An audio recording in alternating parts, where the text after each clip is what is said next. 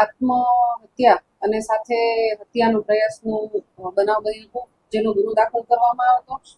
અને આ જે બનાવ છે એની વિગત એવી છે કે લાલજીભાઈ રમેશભાઈ પઢિયાર કે જેઓએ પોતાની પત્ની તૃષા પઢિયારને પોતાના લાયસન્સ વેપનથી એને ગોળી મારી અને એને ઈજા પહોંચાડેલ હતી અને પોતાની જાતને પણ એમણે આ ગોળી માથાના ભાગે મારી અને આત્મહત્યા કરેલ હતી.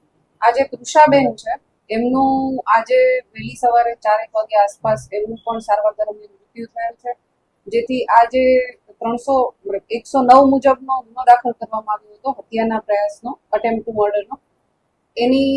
એમાં મર્ડરની કલમ BNS 103 ઉમેરવા માટેની કાર્યવાહી કરવામાં આવી છે.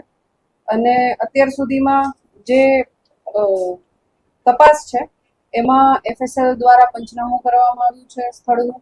બેલેસ્ટિક વિભાગનો પણ આ બાબતે અભિપ્રાય લેવામાં આવશે. CCTV જે છે એ જગ્યાના એ કબજે કરવામાં આવેલા છે. અને જે લાલજીભાઈ છે એમની પાસે લાયસન્સ્ડ વેપન હતું, તો આ એમનું જે લાયસન્સ છે એ પણ કબજે કરવામાં આવ્યું છે. અને એમના ઘરેથી પંચનામું કરી અને જેટલા બીજા લાઈવ રાઉન્ડ હતા કાર્ટ્રીજ એ પણ કબજે કરવામાં આવ્યા છે.